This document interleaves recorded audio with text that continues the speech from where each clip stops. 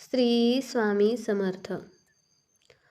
मित्रांनो, तुमच्या आयुष्यामध्ये देखील सेवा करूनही संकट येतात का?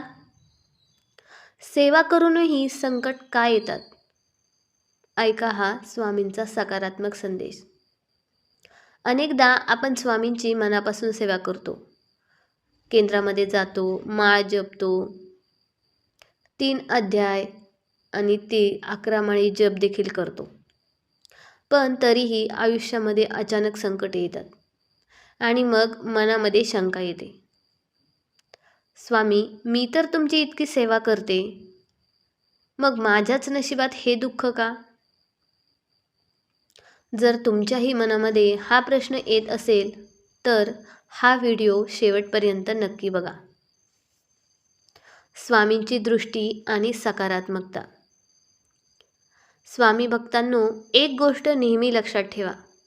जेव्हा आपण स्वामींची सेवा सुरू करतो तेव्हा स्वामी आपल्या आयुष्यातील कचरा साफ करायला सुरुवात करतात.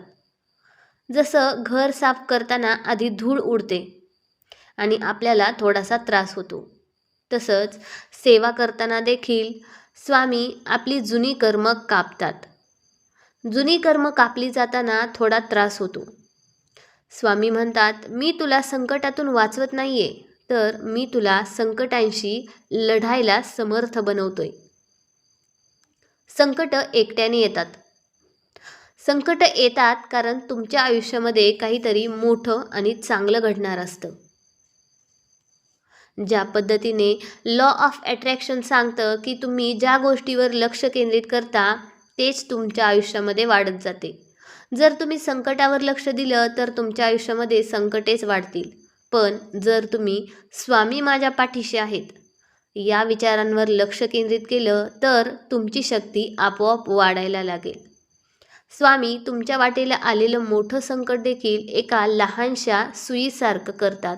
जे संकट तुम्हाला उद्ध्वस्त करणार होतं ते स्वामींच्या कृपेने फक्त एक अनुभव बनवून जातं.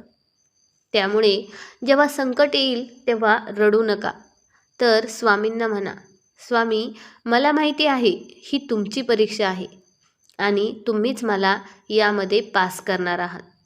लक्षात ठेवा, सोनंसुद्धा आगीमध्ये जळाल्याशिवाय चमकत नाही.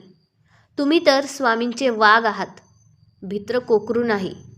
आणि म्हणून विश्वासाने म्हणा, अशक्यही शक्य करतील श्री स्वामी. भिवू नकोस, मी तुझ्या पाठीशी आहे.